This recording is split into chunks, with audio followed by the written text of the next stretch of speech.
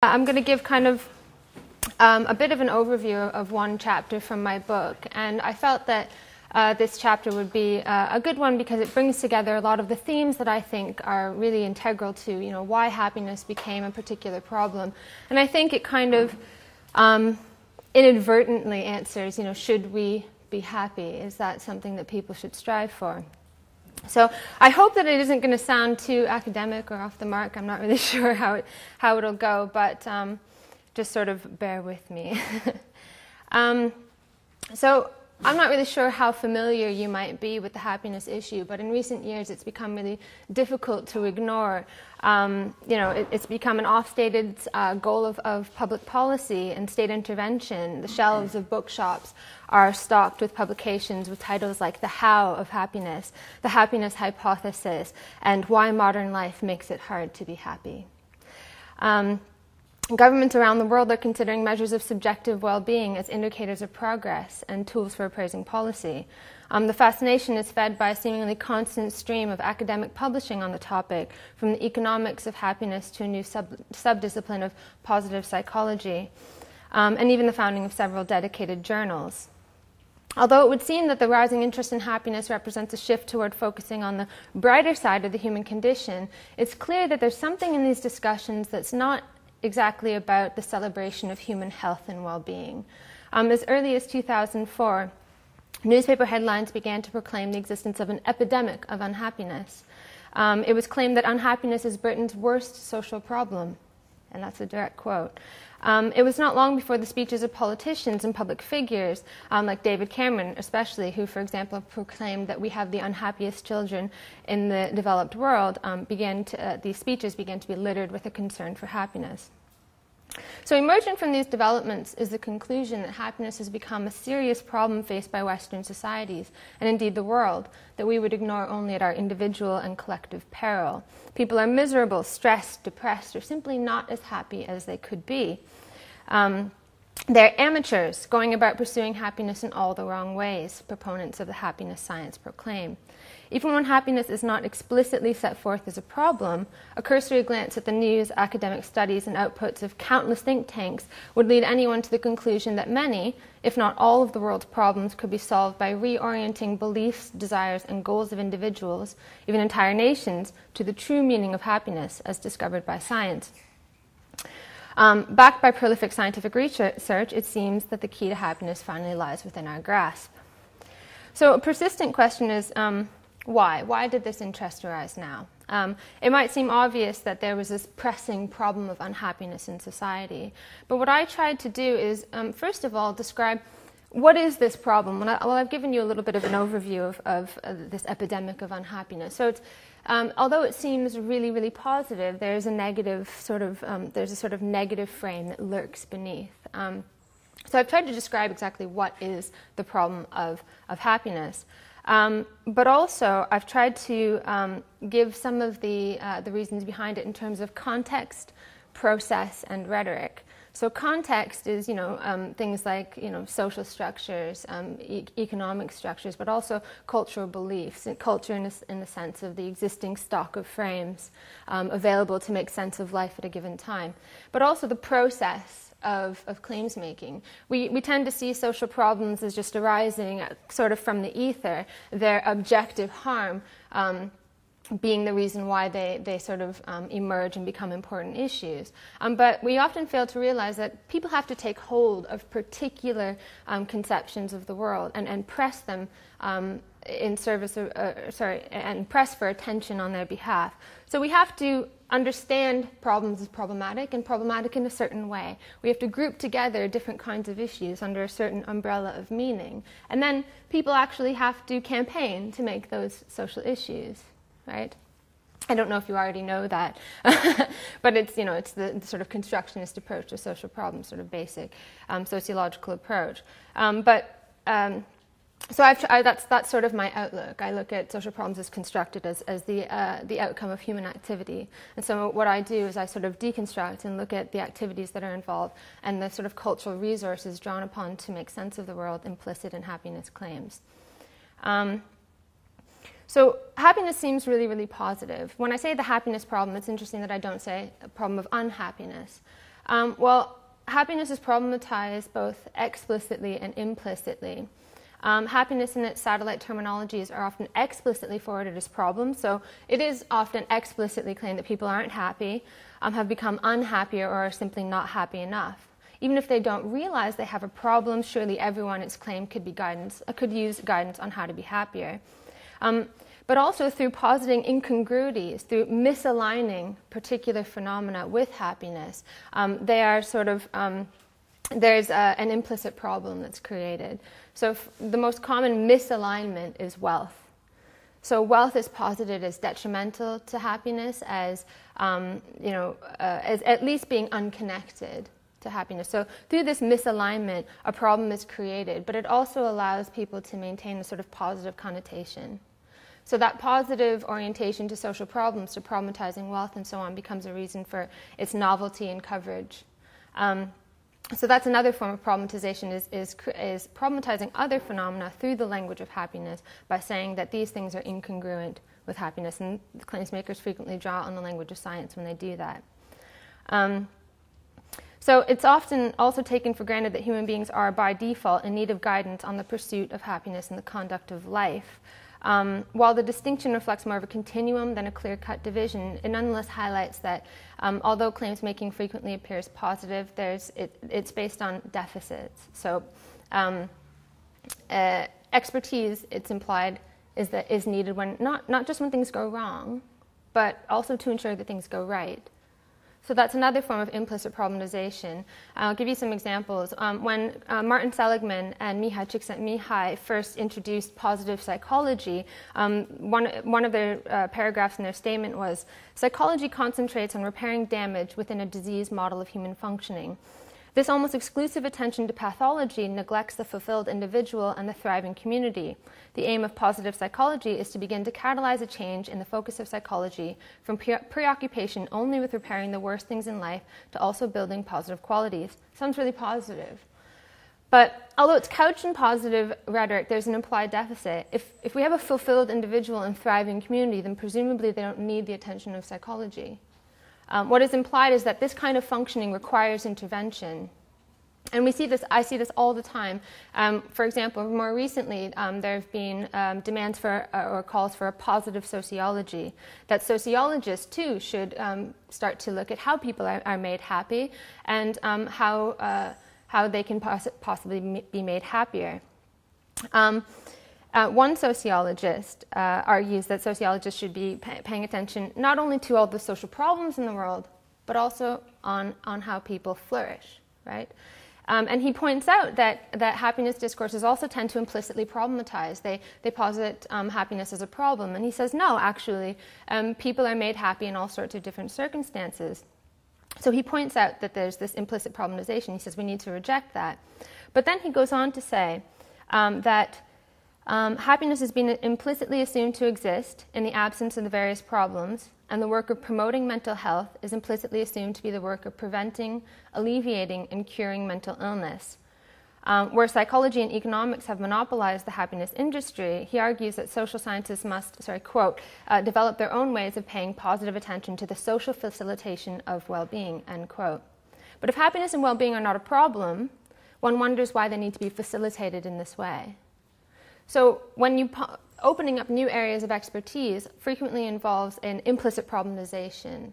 So in the past, when people were focusing, and people still do focus on social problems, this is a sort of new sort of marginal discourse that's emerged within sociology, but at least the traditional focus on removing barriers and solving problems implies the implicit belief that once you remove these barriers, people will be free to get on with things. But allowing that people must also focus, that experts must also focus on facilitating this getting on with things, implies that left to their own devices, people actually can. So there's this implicit belief that without expert intervention, the natural state of affairs or the natural state of people is to be disoriented toward happiness and have this sort of uncertainty about how to get on with life. So not only do experts need to solve problems, they also need to teach people how to get on when there are no problems, or when these problems are removed. Okay, so that put simply is what I mean by happiness as a social problem. The claim implicitly or explicitly stated that human beings are disoriented when it comes to happiness, that it's a special skill, that it requires special expertise. And the failure to appreciate this lies at the heart of many social problems. And in my research, I focused on the news media as a starting point for sort of identifying claims and tracking their proliferation through different media. So I use the news media as my starting point, but then I sort of move out into popular books and policy and things like that. But throughout these discourses, everything from crime to school underachievement to social inequality, all of this is said to be remediable by if only we could just find out, or use the knowledge that we already have of what really makes people happy, then we wouldn't have a crisis. We wouldn't have school underachievement. We wouldn't have, and so on. So that's how happiness is used in these discourses. Well, I think part of the reason why we want to use these emotional signifiers is we're in a culture that is already accustomed to hearing claims that posit emotional deficits at the center of narratives about social problems. Happiness claims are both drawn from and add to this broader cultural context, one key aspect of which is positing a view of human beings as fragile and constantly at risk of emotional damage and vulnerable to social contagion. So if we look at sort of broader trends in social problems, we've moved from social pathology perspectives where the individual, where society was seen as good, but the individual was seen as bad. And now it's almost flipped around, where society is seen as bad, but the individual is seen as vulnerable. So we need to protect the individual from these contagions. So although there's this, the influence between the human being and society is posited as the sort of the negative influences of society will get into the person, like advertising and things like that. And they need to be insulated and protected from these negative effects. Also more broadly, something that I talk about and put a lot of attention to, and I have absolutely no time to talk about in any kind of detail now, is that I think that we've seen a decline of a sort of a broader decline in belief in the perfectibility of society. So there's three major issues, three major sort of contextual themes that I think happiness claims draw on. A loss of belief in the perfectibility of society, which I'll come to in a moment, a vulnerability narrative of human action, and of sort of an inability to criticize capitalism in ways that are, in deeper economic ways. So our critiques of capitalism have become limited to sort of emotional critiques of capitalism or really surface level critiques of capitalism. Okay. So I mentioned that I try to explain the rise of the issue in terms of context, process, and rhetoric. So process is the process of making claims. Throughout happiness discussions, it tends to be insiders. It wasn't a sort of bottom-up movement. Happiness claims emerged initially within sort of think tanks. Initially, it was experts and things like that. But this expertise was taken up by people closely connected to what we call the polity, people who have easy access to policymakers and things like that. And they campaigned for this issue to be sort of put on the public agenda. And obviously although this was starting to happen in the 1990s, there wasn't really a dedicated campaign to put happiness on the public agenda until 2003, most obviously with Richard Layard. He was the first person to really consciously take the issue up and make it a campaign. And his claims making was particularly successful. He was quite good with putting together quite persuasive rhetoric. The most common claim that he propounded was the paradox of prosperity. And that is the most common claim if you quantify the claims from the samples that I've drawn from the news media. This idea that money doesn't buy happiness, that as economic growth rises, happiness levels stay the same. That claim was, he would put that at the forefront of he would constantly sort of say that. So in articles that he placed in the news media, in the first paragraphs, he'd mention it at least 3 or 4 times. So that was the major claim, and that was one of the claims got noticed. So I think it was intuitively he knew that there was something about that claim that people really responded to. And what's interesting is that the first time that I heard that claim, I was about 10 years ago. And I was a very different person 10 years ago. And I didn't think critically about it at all. I'd heard it, and I went, I fancied myself a proper left-leaning kind of person. And I went, see, money doesn't buy happiness. That's what I said. And I thought of myself as left. And that was really before I started reading Karl Marx and understanding kind of what it used to mean to be a leftist and how different that idea is from what leftism had been in the past. And that actually the drive for material wealth was once a really important part of progressive movements. But that's sort of flipped around now. Okay, so all of these sort of themes come together if we look at the rhetoric of happiness. So it's not just happiness that's the main signifier in claims making about the problem. It's well-being, eudaimonia, flourishing, or in English, eudaimonia, I guess is what you'd say. I speak Greek, so I find it very difficult to know sometimes exactly what you're meant to say. But so what is it about these particular signifiers that made them really powerful? Obviously, people had to take hold of them to make them powerful, but there has to be something about them that sort of chimes with they chime with the plausibility structures of a given society at a given time. Well, I think that the rhetoric of happiness was appealing for at least three reasons. First of all, it's broadly appealing, so it speaks to people at the level of the individual body and mind. So at a time when we've lost the broader ideologies, when you can't count on a particular constituency to hold a particular ideology, these sort of biological claims are able to speak to people at a deeper level precluded from older ideologies. So I can speak to people on the basis, I can make a claim to truth that I can't make on the basis of ideologies of the past. So I'd say, do this thing because it will make you happy. Science says so. Not because I say so. It's not based on individual opinion. It's based on so-called science. So moral claims you're able to impute moral claims with a scientific basis. Because we've lost this sort of shared ideologies. More often, you have to talk to people at this sort of broadly agreeable, sort of basic level. But also, happiness is a kind of floating signifier. And floating signifiers become more and more powerful when you at a time when you've lost these sorts of ideologies. So a colleague of mine, Nikos Sotirakopoulos, a former colleague at the University of Kent, he did a study. He's studying the Occupy movement, and he looked at Occupy, the expression of Occupy Greece. It was aganaktismeni sto syntagma. Anyways, the frustrated of Syntagma Square. So he talked about how equality was used as a sort of floating signifier, something that was so vague and positive that everybody could connect to it, and it could connect with anybody regardless of what your belief system was. It's something, how do you argue with that? In the United States, it's like motherhood and apple pie. Although I'm Canadian, we still share that culture. So it was really, really positive, and it was able to get a sort of broad base of appeal and attract people into the square. But it was so vague that it was impossible to sort of form a coherent movement out of. Now, if the goal is to get everybody into a square and simply express your disagreement, then that's a success. But if your goal is to actually solve a problem, then that's not actually all that successful.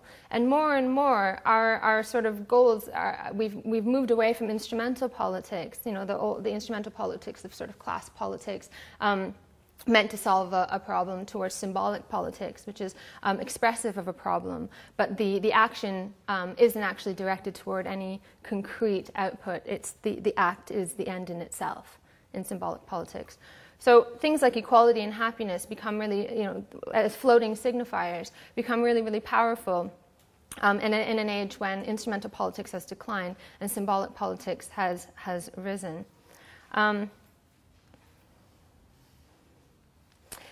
Happiness also has radical and utopian connotations. Its use in the, famously, its use in the American Declaration of Independence acts as a potent reminder that it once played a significant role in a rhetoric of revolutions past. It allows claims makers, therefore, to evoke a revolutionary spirit and a sense of bringing purpose and meaning to political questions that might otherwise seem dry and out of touch with everyday experience. And the centralization and personalization of the concept reduces issues to the lowest common denominator. Yet it does so while painting a picture of large-scale social change. So it sounds really big and broad. It sounds like a really big goal, which is, it echoes this be the change mentality heard everywhere from American President Barack Obama to refrigerator magnets distributed by Oxfam and placards at protest marches. But since market society is the only society possible, radical claims frequently amount to insulating individuals from its ostensibly polluting effects.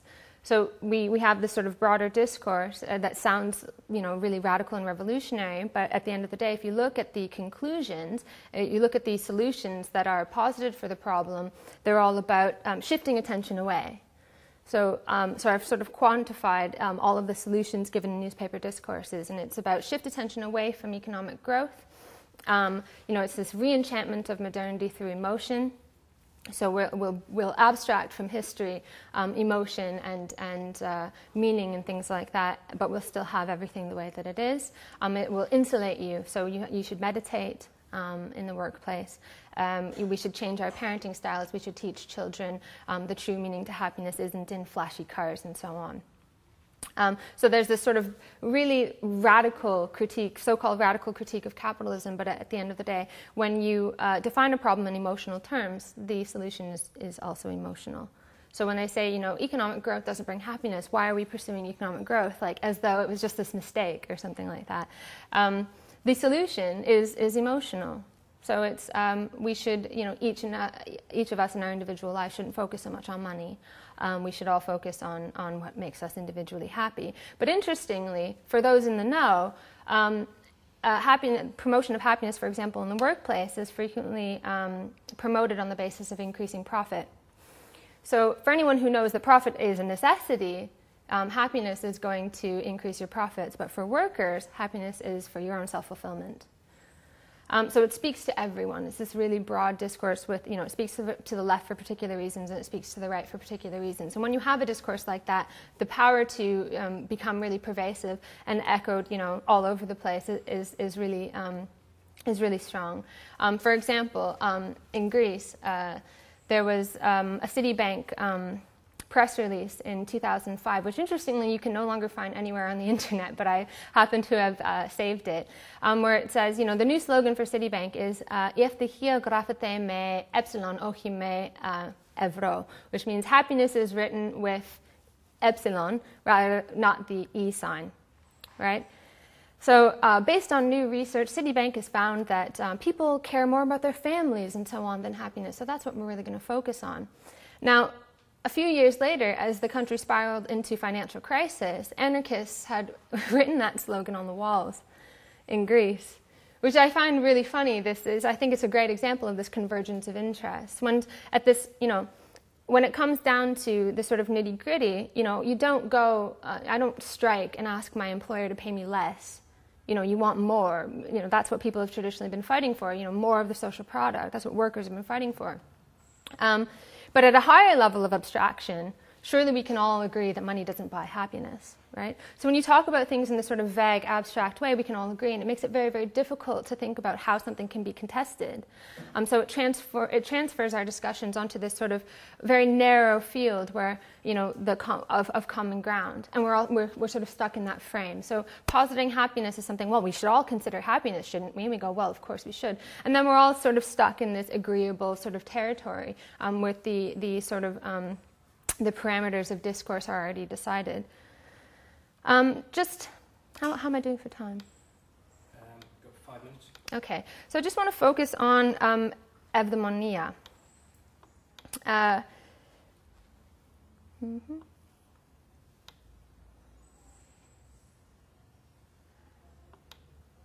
Sorry. Okay, so towards the present, there's been this sort of shift away. So if you think about, I think that there's been this kind of cycle of emotional signifiers in society. So in the past, it wasn't that long ago when we saw self-esteem posited as the cause and solution to all of life's problems, all the social problems of the world.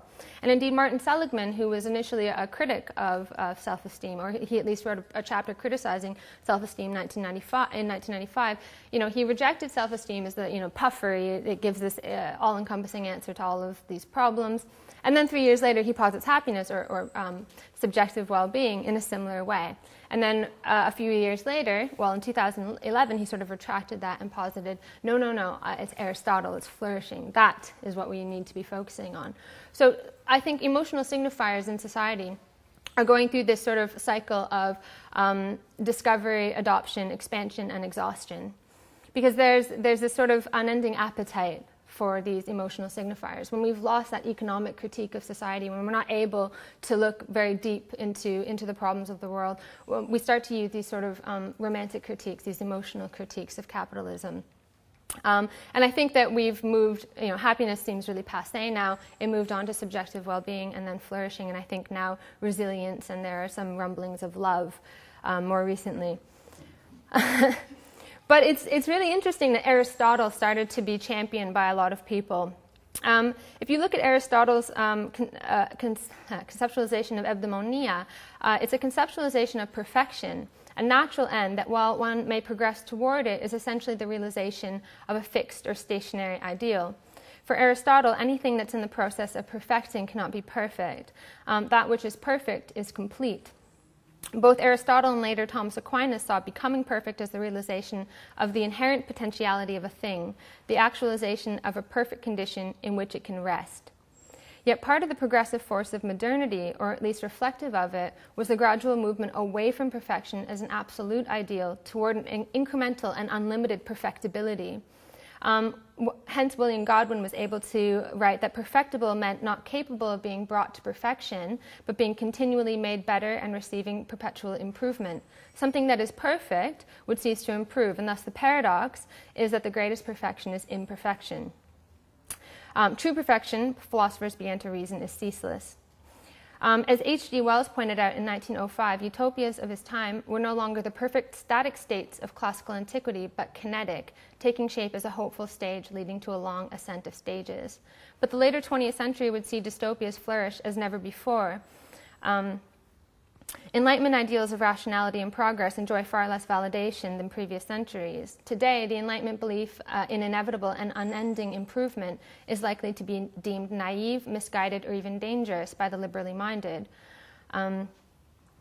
Whereas the young or left Hegelians and later scientific socialists had excitedly cultivated the revolutionary seed of Hegel's contrast between endless reproduction of nature and the progressiveness of mankind in search of perfectibility, as well as his notion of the world as a complex of processes, of endless becoming, not being, becoming. Today there's a pervasive desire to halt this ceaseless movement. The yearning for eudaimonia, I think, is a yearning for a return to happiness not in what will be or is becoming, but simply in being. And obviously not without good reason. If the sort of resonant horrors of the past century have really shaken our faith in progress, and there's this sort of pervasive fear about the human hand on history is seen as a really negative thing. You talk about the human footprint is really, really negative. So for anyone wishing to reinstate the spirit of utopia, it has to be done in a sort of naturalistic way. Or in imagination. So you can sort of ideally smooth out contradictions that can't be worked out in reality, or it's a sort of naturalist kind of utopia. And I think that's what, if you look at some of the claims about happiness, although it's based on science, there's this really, really strong claim to science, and the language of scientism is really, really prominent. Sorry, I lost my train of thought. Right, the happiness science is portrayed as simply a discovery. It's not actually changing people, it's simply directing people back to their true nature. So when claims makers talk about, we should restructure, the most radical claims are a restructuring of society to harmoniously attune with our unchanging human nature. So we've discovered what makes people happy, and society is, incongruous with this. We need to structure society, we need to structure social policy around this sort of unchanging human nature. So this utopia that's imagined is essentially a natural utopia. It's based on this sort of this animalistic subject that doesn't change. So, right.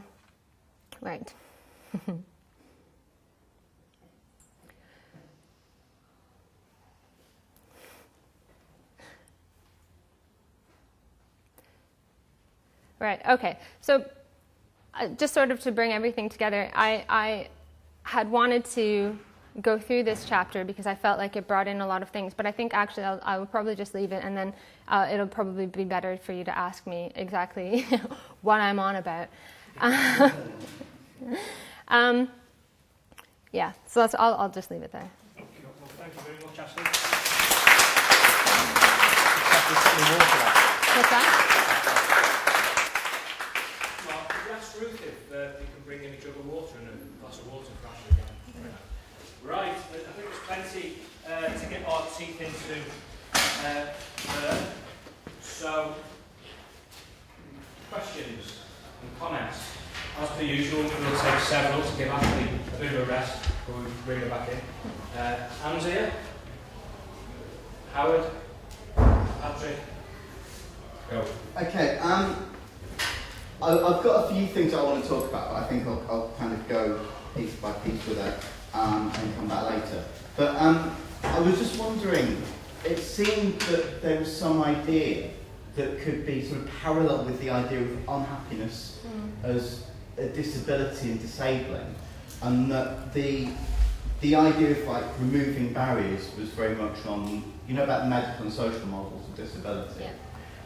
So that seems to be a very medical model of disability. Perhaps, we can cure unhappiness by pathologizing it as depression and treating with antidepressants or something. And then this idea of society being bad and the individual being vulnerable hints a little bit more of the social model, but doesn't seem to be congruent with me of my understanding of the social model. And I don't know what you think in terms of that, or unhappiness as a disability idea. Okay, cheers. What do you think about counselling methods which reject the aim of attaining happiness directly? Yeah. For example, the ACT therapy of Stephen Hayes. He says only a therapy which avoids what he calls a happiness trap can be effective. What do you think? Okay, Patrick? Yeah, one of the comments recently during the Scotland debate on independence resonated with me. It was a woman who had listened to the politicians talking and summarised it by saying that yes, it's all very well, but I don't live in an economy, I live in a society. I just wondered, against that backdrop, and given what you've said, what your analysis of the debate is or has been, and whether or not you, had you been asked, would have approached it differently and set the background. Any more points? We'll bring Ashley back in. Okay, we'll start on those two. Right, so I think that there are two strains within sort of happiness discourses that nonetheless tend to underscore each other. So, and I think this has been criticized a lot by a lot of people, that happiness has become medicalized. So it's posited as something that requires skill, special expertise, and so the result is an iatrogenic unhappiness. So the science of happiness basically posits problems that the science of happiness then solves. So it created its own demand, essentially. So basically by saying no, happiness is very difficult, you might not actually even think that there's a problem, but actually there's a problem. That it created a demand, its own demand. And part of what I sort of describe is how new initiates are constantly created, through different kinds of programs, through education and so on, therapies that therapists and so on, who become more and more invested in this kind of expertise. So as people become invested in it, the issue stays alive, because if interest in it goes down, then so does demand for their services. So there are a lot of people who have said that actually the so-called unhappiness in society, or the propensity for there to be unhappiness in society as a result of these things, is really created by the science itself. So once there was a discovery of a science of happiness, then people actually went out and created demand for it.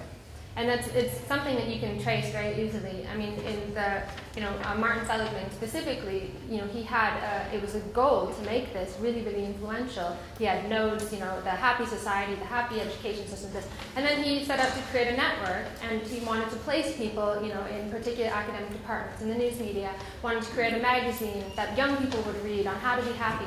So he very much it was a very conscious sort of project, this dissemination of happiness. And there was no demand. If you go through the discourses, no one was saying, "Oh God, tell me how to be happy. I've lost it."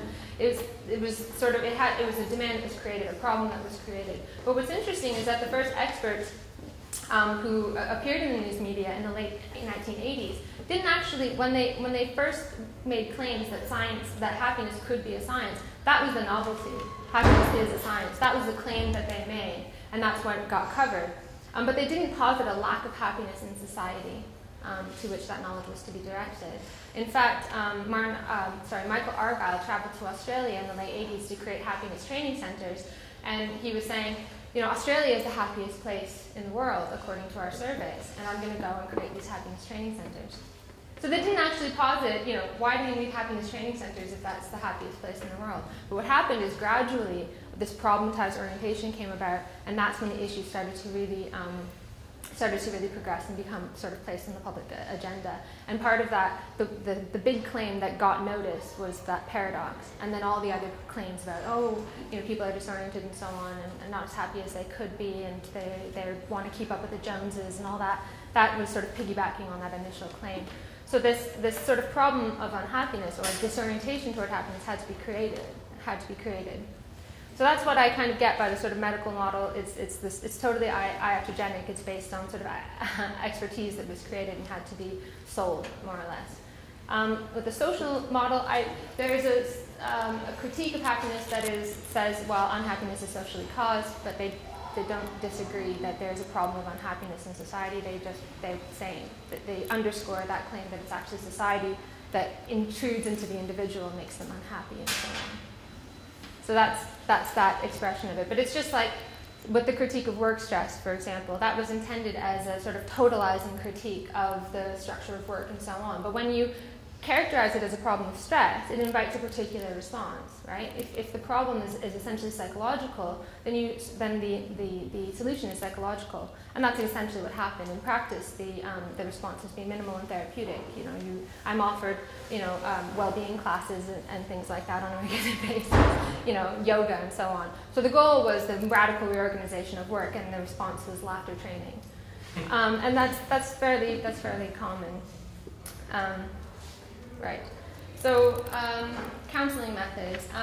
Yes, another common claim is that happiness should be a byproduct of something that's more important. I'm not all.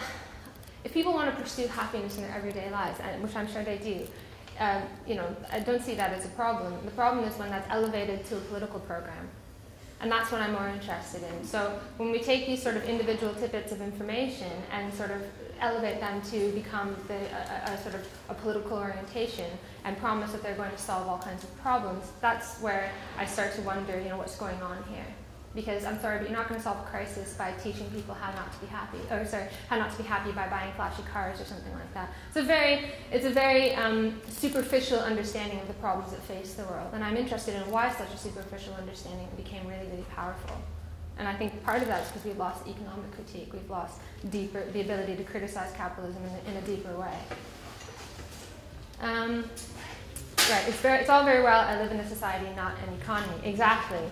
Because we've become sort of alienated from the industrial base, we've lost this understanding that actually you do live in an economy, and that's the basis of society, right? So when David Cameron promises to, you know, oh, what was that famous speech? You know, GDP is about the thing. It doesn't capture all the things that matter. I'm going to focus on the things that matter, right? Without actually explaining that GDP underlies and underpins all the things that matter. You know, oh, I think that my family is really important, but I'm really going to struggle in my family if I can't find a job, right? And that sort of thing is really sidelined. And also, I think, although I didn't want to touch it with a 10-foot pole in 20 minutes, I think that there is a much deeper economic problem that isn't being dealt with and is actually being smoothed over by this kind of language. And that is a broader tendency towards stagnation and capitalism.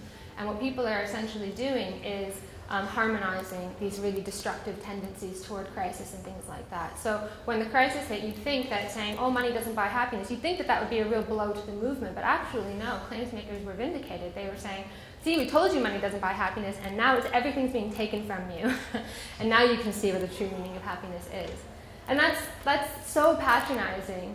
But that was sort of something that it seemed quite leftist to say, see, money was taken away from you, and now you can find out what it means to really be happy. That is so patronizing. But that's seen as this sort of progressive thing. Oh, we should learn to be happy without money. It's actually saying, you know, it's not satisfaction of your needs, it's satisficing with what you already have, with the way things already are. Okay. How's it going now? So, I'll take 1, 2, 3, 4, 5. Look at Jason. Did your train delay today make you happy, and why? No. Louise? Do you see that this idea of happiness as a kind of manipulation of population to either conform politically, or it's a form of control, of social control? And maybe you could explain the mechanisms of that, you know, either whether it's through medical ideas or whether it's through the media, but you seem to be suggesting to me that there's an idea of social control. It was interesting that you mentioned Occupy. I mean, I was involved with Occupy in Leeds.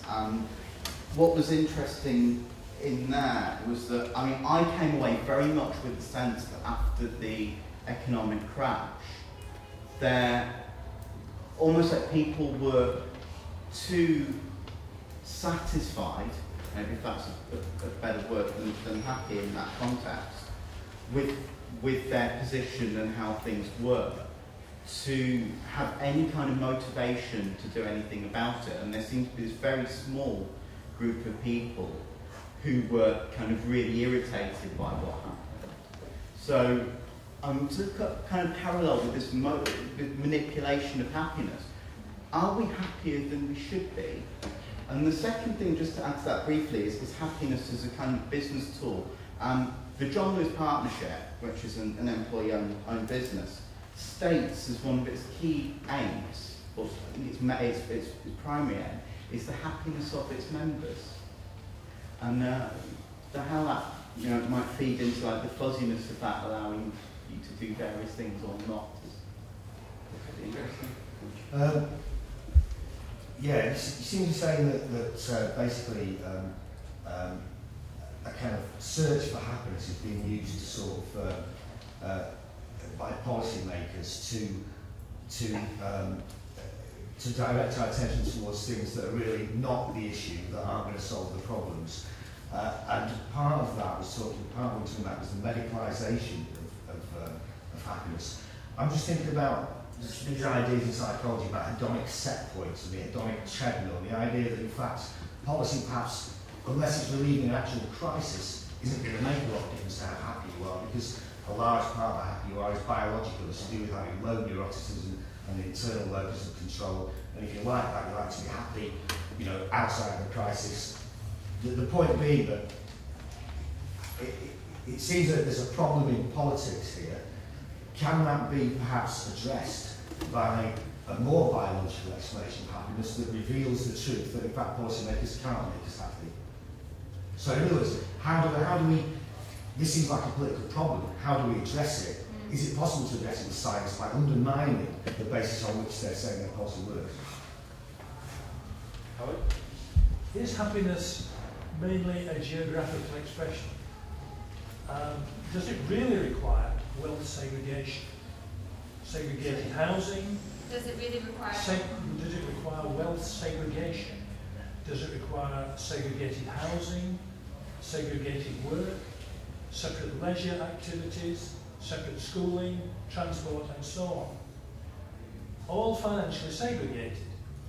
Is a semiotics of happiness largely a matter of replicating financial science? And is a happiness cult you've described just the segregated wealthy communities' self-serving ideology? Yes. Any other points? Oh, please, there's so much there.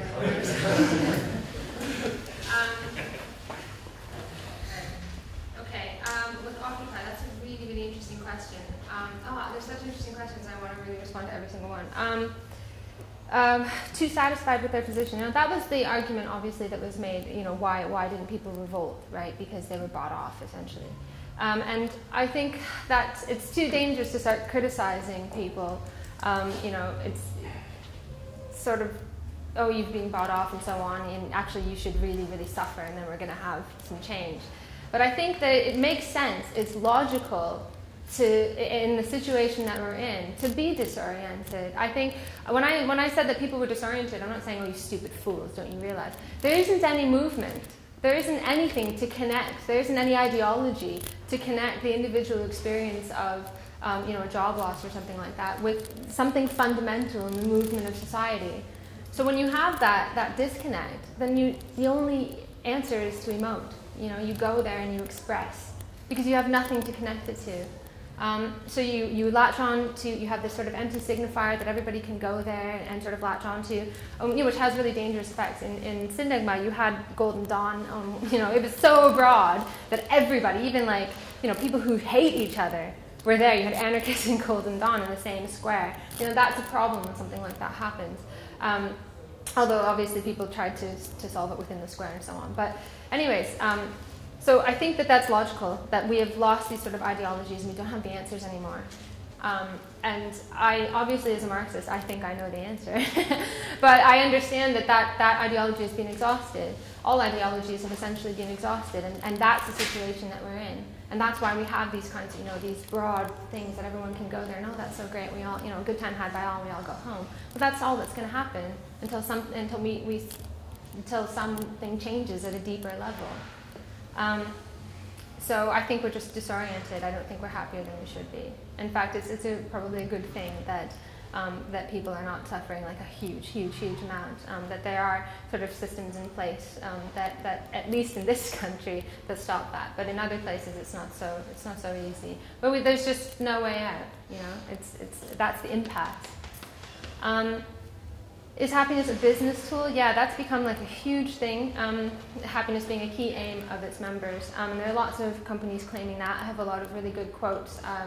You know, one CEO was saying, I'm able to keep my workers' wages at 1/3 of Shanghai levels by using the Buddhist concept of happiness and so on. Yeah. And then they come out and say that, and you read that in the newspaper and you go, holy smokes, and nobody thinks, geez, there's something wrong there. So, you know, you can claim, you know, at the end of the day, you can claim that your purpose of the business is profit and something else, but it's profit. It's got to be profit. I'm not saying that because, oh, they're such bad people. They should. If you don't profit, anybody knows that you go under. You know, you've got to compete. And we just, it's this like collective sort of deflecting attention away from that.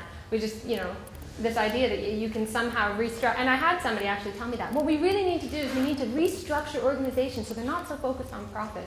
The defining sort of thing about capitalism is you've got to make a profit. You know, and people, that very simple observation is just lost. And so you can think that the solution to problems is simply, well, we should change our values. You know, you can't change your values. If you change your values, going to not be able to compete. And if you can't compete, you'll go to business and you'll have to be a worker like everybody else. So yeah, I think that's, obviously I think that's really regressive, and that's happening all over the place. Search for happiness being used to direct attention went to things that aren't really the issue. I think actually there's a sense of exhaustion about some problems that can't be solved. So there's this sort of naturalization of the wicked issues, you know. When I sort of was reviewing some of the sort of critiques of happiness recently, of the happiness movement, and I was reading some of the sociological perspectives on happiness, there was this so profound sense of exhaustion. Like, why are we so focused on problems? Can't we just focus on what's good? You know, this idea that some problems simply can't be solved, at least within the parameters of capitalism. So it's just sort of reject that. If you look at, was it David Brooks, The Social Animal? At the very beginning of that book, he's talking about like boom and bust cycles and all these things. You know, for 100 years we haven't been able to solve all these problems. And, you know, and the reason is because we're too focused on human rationality. We think that we can logically solve the problems. Actually, we need to focus more on emotions. We need to focus on why people are so emotionally vulnerable. And then we can sort of reorient society into making people feel a bit better about the things that are happening to them. You know, and if we stop believing that human beings can rationally control society, then we would have a lot less problems. So instead of thinking of, well, actually this might be the limits of reform within a capitalist system, you can't just reform your way out of boom and bust, for example. He lays the blame on human nature. So I think there's this sense of exhaustion, the sense that we can't do anything about things. And so the idea is that we need to change people. We need to focus on what makes people happy. You know, we just can't we're all of this talking, all this publication on all these problems. Let's focus on what makes people happy. So it's novel, and it also, I think, expresses a sense of exhaustion. Hedonic treadmill policy not going to make a difference. I think this is why happiness is so dangerous. Because by default, you know, I don't think that if you ask me, like, how are you? And I say, fine, thanks. Oh, we'll guide policy on that basis. Because every day I say, fine, thanks. You know, why I would answer on a 10, you know, on a sort of 10-point scale that I'm a 7 on a, you know, at a given time. If you actually look at these happiness surveys, most people rate themselves about a 7. And they have done so for about 50 to 60 years. And why they do that, you know, there's lots of explanations. There's sort of, some people say it's sort of cultural rules for when you're talking to a stranger, you know, what I've mentioned, like, how are you? Fine, thanks. And it could also be that the idea that happiness should change really overstates the influence of any one policy decision on everyday life. You know, if you remove a problem, I don't appreciate that it's removed, I just don't notice it anymore. But also, I think this idea that this should be like, that should be like this huge explosive observation that people continuously rate themselves about a 7, I think is based on this sort of Lamarckian view of happiness, that like if my parents achieve a 7, then I'm born and I'll move up from a 7, and then I'll be an 8 and a 9, and that's what should happen. Oh my God, that didn't happen.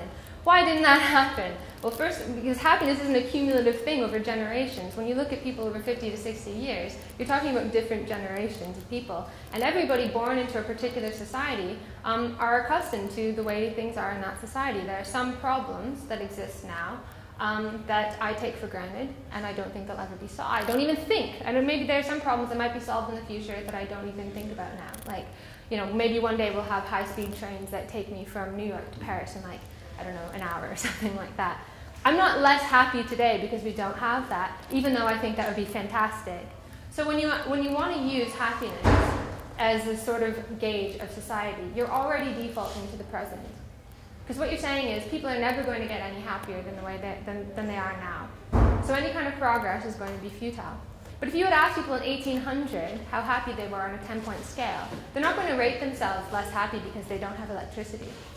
Or because, you know, or earlier, you know, because slavery exists or something like that. People make the best of any situation. They adapt to all kinds of circumstances. And that amazing human capacity to adapt to circumstances, even the worst circumstances, is used as a reason to keep people in those circumstances. And one of the worst examples of this, sorry to go on and on, I'll let you get on with questions, but one of the worst examples of this was a study, I can't remember when it was done, late 90s, I think, by Ed Diener, who was this positive psychologist. He went to Calcutta, and he specifically sought out the lowest of the low, slum dwellers, prostitutes, things like that. And his conclusion from this study was, okay, these people aren't extremely happy, but they're not as unhappy as you might expect. Why do we have this prejudice in Western societies about poor people being unhappy? And he calls it our focusing illusion. That actually these people are just fine, you know? And part of the, so he's basically saying, because people have adapted to this circumstance and they're making the best of this situation, he sees that as a reason basically to keep them in that situation. He sees that this global inequality is really just a problem of our focusing illusions, where really, global inequality is fine, and the worst thing would be is, oh God, what if all these Indians started to want to be like Westerners or something like that? But part of the ethics section of this paper was really funny because, when you I don't know if anyone does social research, but when you have human subjects, so what are you giving these people in exchange for this information? You're going to write books, you're going to have a career based on this. Ethically, what did you give back? And they said, we gave a speech in the streets of Calcutta on how to be happy. And then we got on our plane and we flew back to our nice cushy homes with plumbing and so on. And also in the footnotes, one of the anomalies that they discovered in their research was when they asked people, if you could go back in time and change things, would you change anything? And the most common answer was, I would change everything. And that was like an anomaly. Doesn't that break your heart that these people, they're in horrible circumstances, and it sort of betrays a small amount of, it's kind of my fault, I made the wrong choices and I'm in this position and so on. And it was, just in a footnote, why do we have this focusing illusion? These people are perfectly happy. So just sort of people in circumstances to which you never subject yourself, and just arguing that, perhaps we have an illusion about why things need to be done or why we need to have global equality of global progress. I think... Oh, I missed the happiness geographic.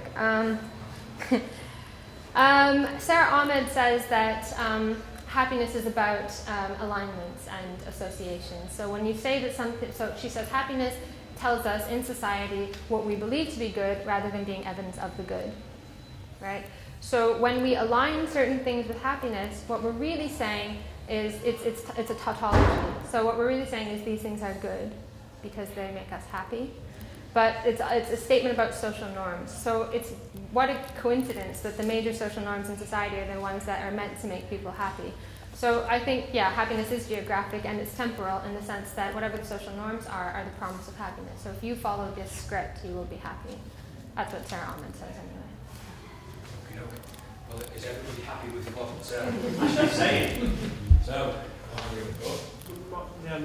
what's your answer to my question? About my trainer? Well, you said no, but I asked you why. Why? Yeah. Oh, I didn't hear that. No, I just said,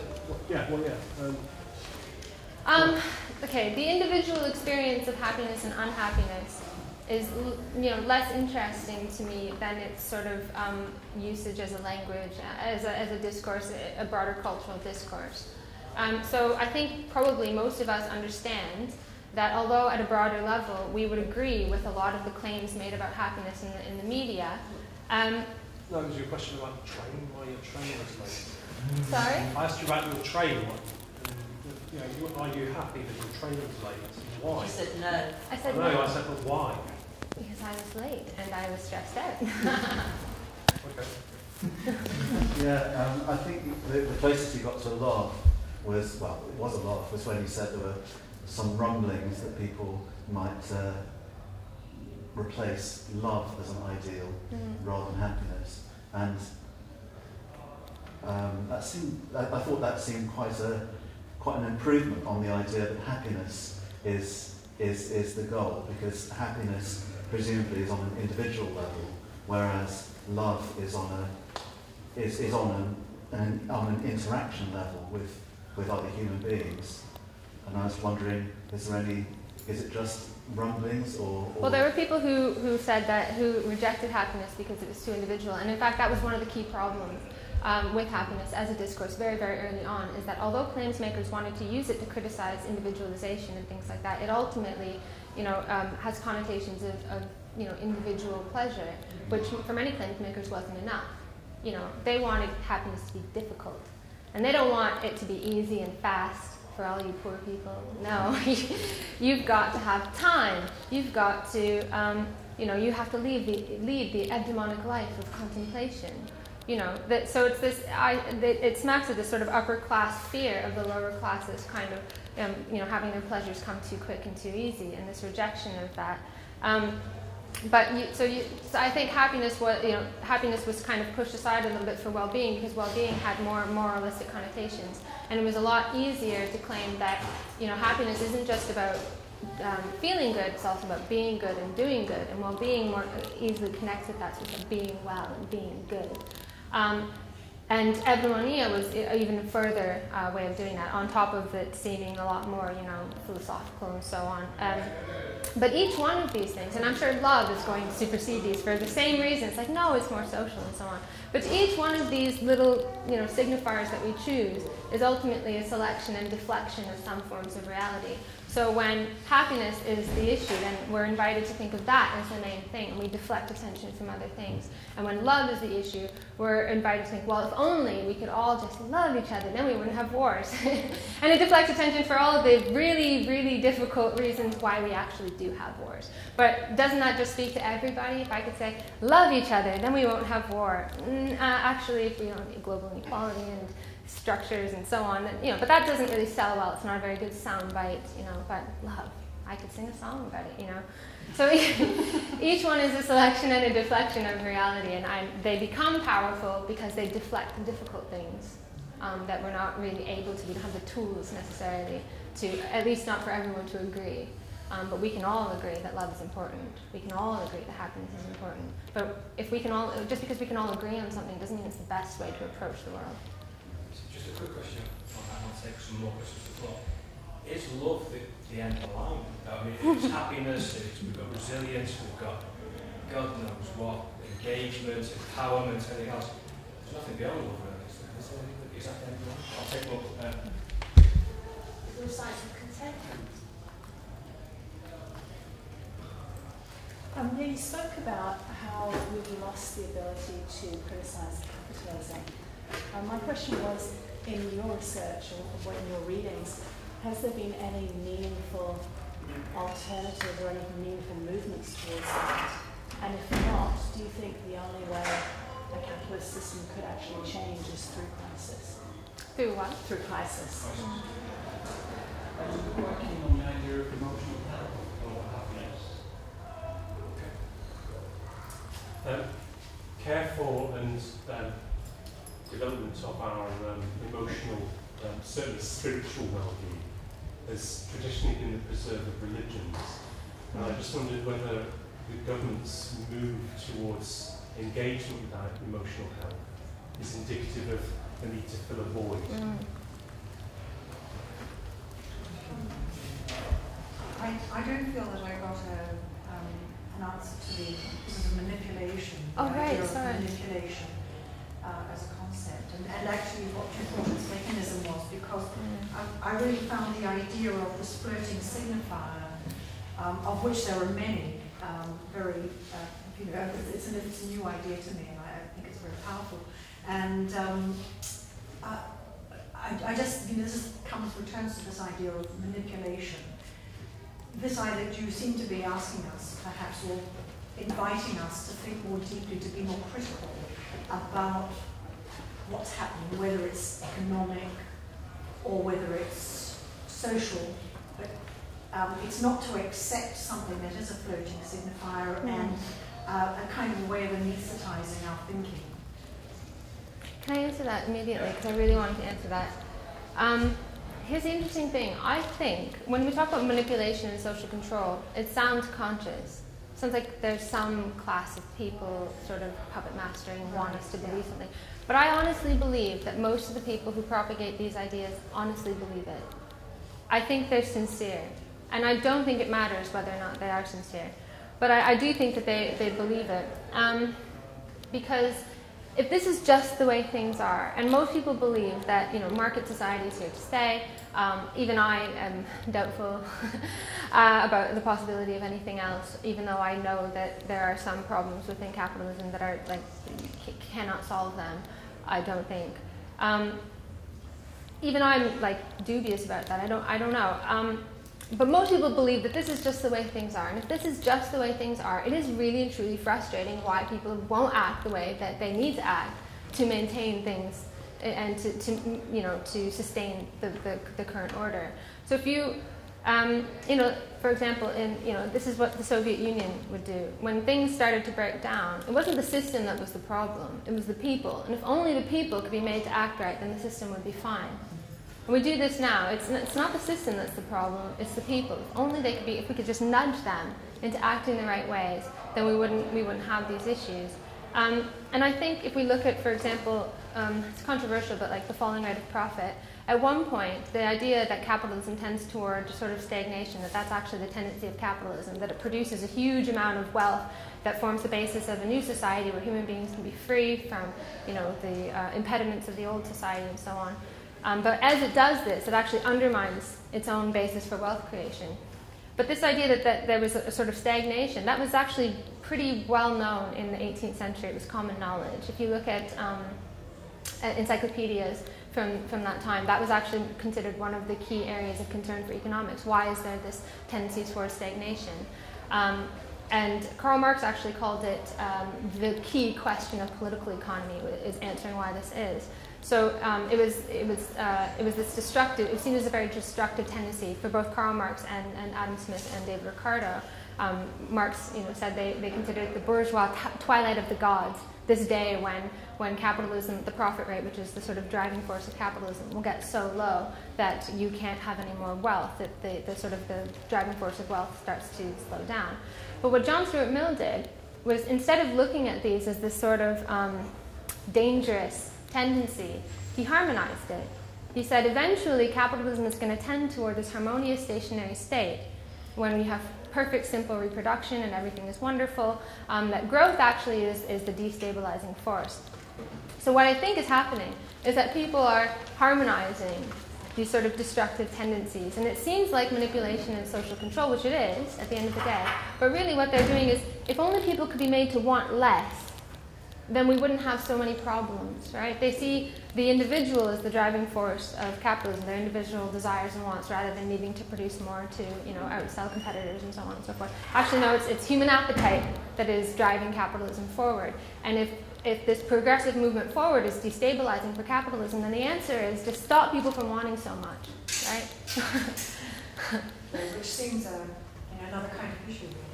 I think there's obviously there are lots of issues, but I just think that people think that this is just the way it is, and if people could just be made to act in the right ways, we wouldn't have problems.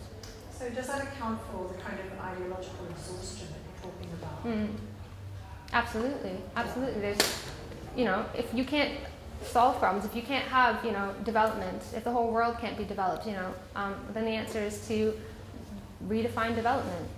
So you don't feel inclined to throw away your books and just go home and be happy?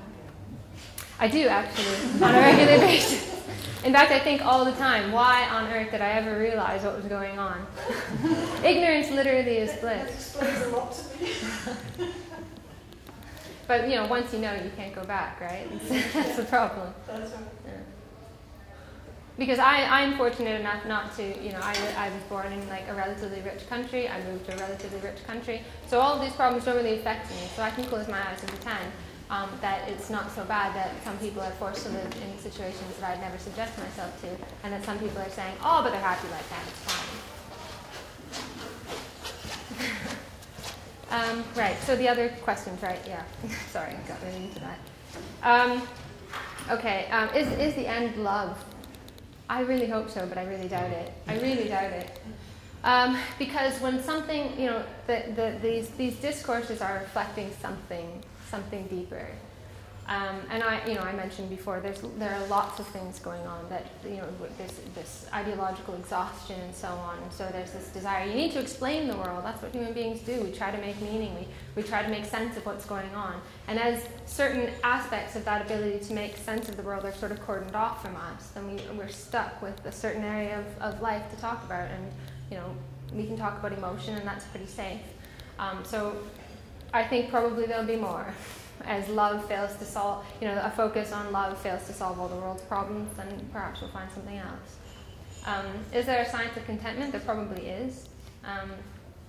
I think, again, lots of people, I don't know, was that your question? Sorry. I think lots of people want to, I think early on in the debate, there was a lot of debate about the different signifiers. We should be focused on happiness, we should focus on well-being, we should focus on bliss, we should focus on this and that. But I think there can't ever be a science of emotion, or there ought not be. And the fact that there is, it's very temporal. It's contentment now. It's happiness now. Because I think the representative anecdote, to use Kenneth Burke's term, is this sort of passive and predetermined response to stimuli, this animalistic ideal of human beings as positive, where, if you stimulate a rat in a particular way, it responds in a particular way. But if you stimulate a human in a particular way, they might respond in many different ways, depending on the meaning that they give to the experience. There's a really good phrase from Kenneth Burke where he says, animals respond to stimuli directly, human beings interpret the events. And that's what's different. Oops, I was hitting the microphone. And that's what's different about human beings, and why this sort of positing of particular phenomenon and emotional reaction is problematic, because our emotional reaction to something depends on the meaning that we give to it. But if you look through these sort of happiness discourses, it's like no matter what you think about it, this particular thing is going to bring you happiness. But if we look at how happiness used to be used, and it is still allowed to float, it's still a floating signifier, floating about, we're able to connect to it, we're allowed to connect to it by claims makers however we want, but it's also closed off by expertise. So I want to talk about happiness, and you can connect to that however you in your mind think of happiness. But in my mind, as an expert, I have a particular idea of what happiness truly is, right? So it's become quite rationalized, this idea of happiness. But the way that it was used in the past, it was a proper floating signifier. If you look at historical sort of usage of happiness, it was sort of off the cuff. It was this sort of, it wasn't meant to specifically mean a particular thing. So for example, an investment in public pensions was described as an investment in public happiness. Not because that was an explicitly defined thing and they're going to go out with clipboards and ask how satisfied are you with your life and so on. It was simply meant to signify the goodness of the thing that was done. So I think happiness used to kind of signify an openness, right? So if you talk about the pursuit of happiness from the Declaration of Independence, it was this, that it wasn't like people say, why didn't they define it? Why didn't they tell us what happiness is? It's because it was off the cuff, like a floating signifier, that it would be good, that people will be free to pursue whatever they want to do now that they're not tied to the land of the feudal lords, now that they're not tied to tradition and so on. So happiness used to signify this openness, and now there's this desire to close it off. So when you have a science of contentment, you're closing it off, and you're basically saying the way things are now are the way things will always be. So you go out in society and you find all the different things that make people happy or contented, and then you draw up these correlations, and then you say all these things cause happiness. And people do that all the time. Correlation doesn't imply causation, but they do it anyway. And that's essentially what the science of happiness is that all these correlations, and they say, we know exactly what causes happiness. Well, you know what causes happiness in this particular culture at a particular time, then people are more likely to say, yeah, I'm happy. And all sorts of things go into that. But I don't think there can ever be a science of contentment, because it depends on how people are in the world at a different time. People will be different in the future, that we have absolutely no idea what happiness will mean in 100 years, because the basis for what will fulfill people and what people will find good doesn't exist. That makes sense? Questions? Is there something we lost? We've lost the ability to criticize capitalism. Has there been any meaningful alternatives and movements toward that through crisis? Is crisis the only solution? I honestly, I don't know. I don't know. I know that there are sort of accelerationists, and there are people who think that the path out of capitalism is through capitalism as it destroys itself. I think that the only thing that we can do is not to accept the contradictions as inevitable and to take a one-sided view of things, which is to say, well, if capitalism can't grow, we should just accept that. And to say that actually the limits that are being imposed aren't natural, and to sort of reject that. The way the world is now isn't natural or inevitable, and to reject that. Because, you know, during a crisis, for example, you have like workers thrown out of work, you know, factories left idle, all of, you know, commodities rotting in warehouses, and yet we're all told all of a sudden there isn't enough. And that sort of contradiction happens where it's like, oh, capitalism is this terrible society because it creates so much abundance. And then you're told during a crisis all the abundance has disappeared and you can't have anything. So you have to push against that contradiction and say, actually, we can create a huge amount of social wealth. It's being artificially kept from people, and it's possible to have a much better world than there is now. And that there's no reason why we should all sort of, you know, give up our birthright to maintain the way that the system is. I'm all for, you know, progress rather than, and I hate anything that tries to say, no, this is the way things are, this is the way that human beings are, it must be this way. And I think in a lot of these discourses, that's essentially what's being said. It's saying, you know, this is the true nature of human beings, and the way things are is simply a reflection of our true nature, bad or good, and the only solution is to change us, and then we'll change, you know, bit by bit, the bad parts of society. Okay, we've got one round of very quick questions. Any questions or points have to be brief, and actually may not have time to come back on all of them. She'll have to sum up. So, questions, comments? Anything anybody would like to add? Well, I think actually you may have forgotten to answer the question around religion and the... Yes, sorry. I just got so excited I answered them out of order. Yeah. Okay. Any others? Okay. Yeah, just like, you know, therapy culture in general, it arises to fill the void that used to be filled by ideology and religion. So definitely there's a quasi-religious tone to a lot of what's being said. And interestingly, religions are more likely to adopt this rhetoric than for anyone else to adopt the rhetoric of religion. I remember when I was studying it at Kent, when I was doing my PhD, I got a leaflet through my office door from I can't remember what church it was, but it was from a church, and it said, "Do you seek happiness?" And it was a big smiley face. And it was like, come to our sessions and find happiness through God. You know, and it was very much sort of, you know, sort of piggybacking onto this, a very powerful discourse. Yeah, I definitely think that things like, you know, the ideal of well-being has come to replace salvation. So it's this idea of salvation in the here and now through psychic well-being, because there isn't anything else. There was something else religious quasi-religious that I wanted to mention. It's gone. Sorry.